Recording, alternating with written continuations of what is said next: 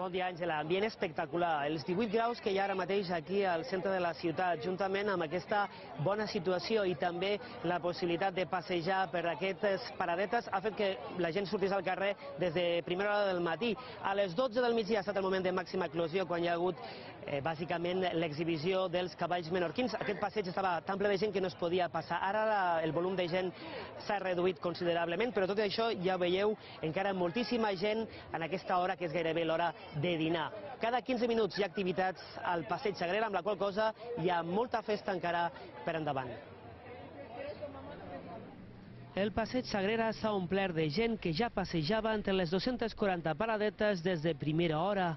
I ara s'està començant a animar, ja la gent ja ha berenat i ve a passejar. Jo és la primera vegada que venc, però estic encantada. La gent va mirant, demana preus, mira un poc el que hi ha i de tant en quant compra.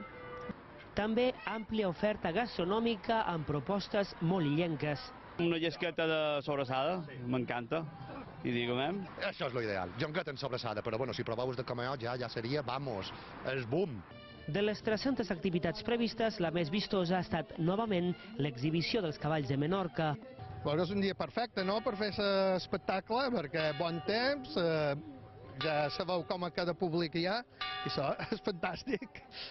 Els xeremies de Ciutat de Mallorca també han ofert la seva música i la que també ha ofert les seves creacions musicals ha estat la cantautora de Valldemossa, Júlia Colom. Avui interpretaré bastantes cançons mallorquines i també les mesclarem amb un poc de samba i bossa nova.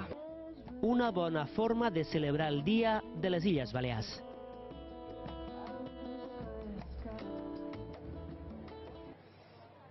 Però no només el Passeig Sagrera, sinó que també Antoni Maura i especialment el Parc de la Mà estan ara mateix plens de gom a gom. Tot el matí han estat plens de gom a gom i ara mateix també.